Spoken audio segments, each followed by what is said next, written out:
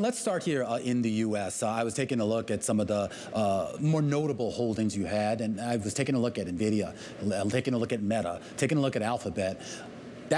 Those three stocks on their own could have been enough to keep that portfolio well above the waterline. Yeah, look, I think last year was quite a switch from 2022, as you know, but we still feel these things have a lot of runway in front of them, including Nvidia. So, well, that's what I'm curious as to sort of what caused you to enter those stakes, increase those stakes, and more importantly, what is going to keep you to stick by those stakes? Well, obviously different stories for each of them. But if you look at Nvidia specifically, the transition to GPU is still in early stages from CPU for the hyperscalers, so on and so forth. And the stock is actually now 22, 23 times earnings, which we believe is understating the reality. We feel it's under 20 times earnings for a business that is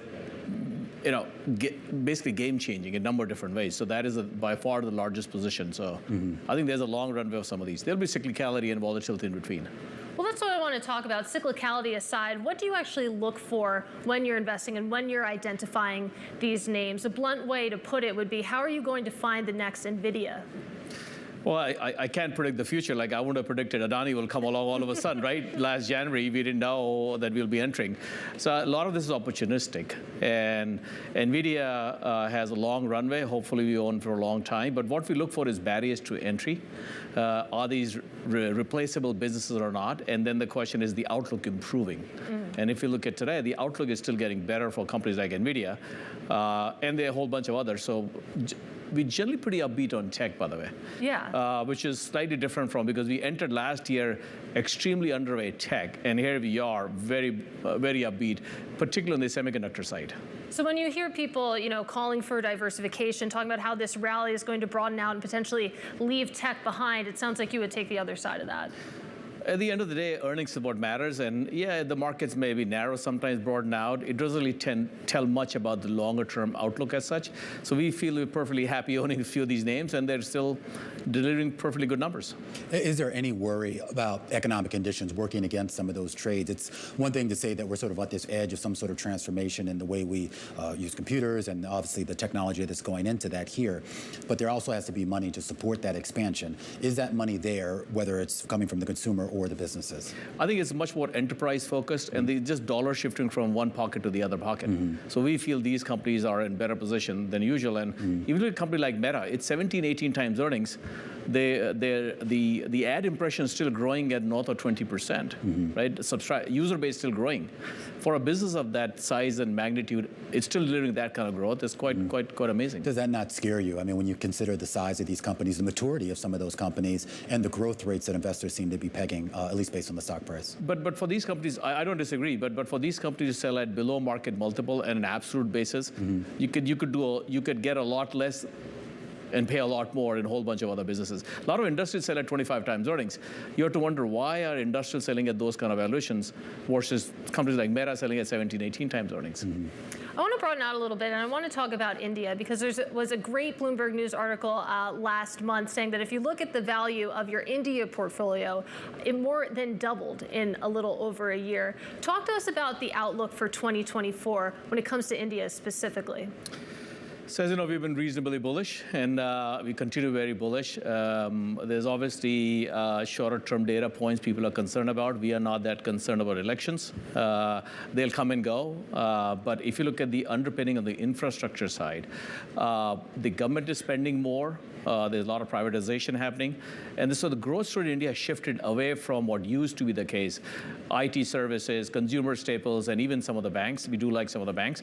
However, it's shifted to infrastructure, which I've talked about here on this platform last year. That's in early stages. Okay. So and Adani has a lot of fuel in the tank on a longer-term basis. Yeah, okay. So early stages for infrastructure, like you said, you're feeling positive about some of the banks as well. Where within the India economy would you avoid when you're taking a look at these different industries? Yeah, there's a lot of company specific that we would avoid, partially because of valuation. Like consumer staples, one area. If you look at some of the large staples, they're delivering very low volume growth, but the valuations are 50, 60, some cases 70 times earnings. You're not really getting paid for that. So I would avoid probably those areas. Is there a sense here when we talk about the India market and how it sort of connects to the rest of the emerging market space here? Is the interest in India, meaning the actual money that's flowing into some of those investments, is that actually coming at the expense of other large emerging market nations, primarily China? You know, that's the interesting part. Money has not come into India. Last 2 years, India has seen the most outflows in almost 2 decades. Really? So money has not shifted into India at this point. Why not? Well, I think people find some of these names expensive. They're complex stories. This is not like consumer discretionary or tech names. Right. And the concerns of elections and 50 other reasons. 50 other reasons.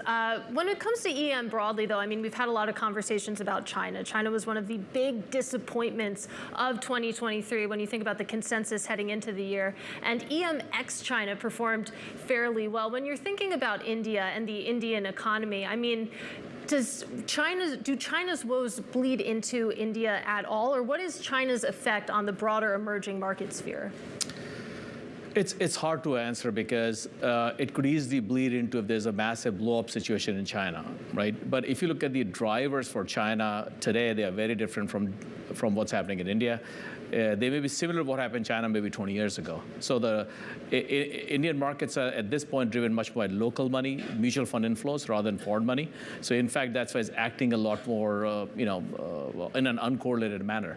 But if you look at the China as such, I think one of the problems in China is the index itself in China is much more tech heavy versus what the real economy is. And vast majority of investors do not own state-owned enterprises, which seem to be doing fine. If you look at a lot of energy names in China, there's no bear market in that. If you own Tencent, okay, different story. So you have to be selective when it comes to China. But at this point, Rajiv, we've talked about tech, we've talked about Meta, we've talked about Nvidia, we've talked about India, some of your big high-profile wins. When you look further into your portfolio, what are some of the lesser-known wins that have come to fruition? We have talked about before in prior sort of meetings, but if you look at Brazil, we are quite bullish on Brazil. Petrobras has been a big position for us, still is. When we bought it, it was probably 40% dividend yield. Now it's gone up a little bit, but it's still 20% dividend yield, by the way. No. That makes no sense. That's a $70 oil. You don't need high oil. So there are a lot of things in Brazil. We incrementally getting much more bullish on Middle East. In UAE, Saudi Arabia, I think there's a lot of interesting things happening there. Economies are opening up, so there's some interesting stuff. Not big investments, but so. I am curious with regards to Brazil, does the geopolitical situation there worry you, given that we have another election and we know the transitions of power, at least over the past few election cycles there, usually does result in some material change in policy that could affect some of those investments? But you get time to react. It is not instantaneously you see reaction. And I think if you look at countries like Brazil, the election risk is a lot less than what people think it is in the short run. You get time to react, and then you see how the policies are. But I think there's a big change that has happened in Brazil because of reforms that have taken place. See, if you look at emerging markets in particular, what happens is that good markets lead to bad policies or bad behavior. Bad behavior leads to bad markets. Bad markets lead to good policies, and then good markets. Okay. Right? So that cycle has played, I've seen them a few different times. I think you're entering good markets after good policy in the last 5-6 years.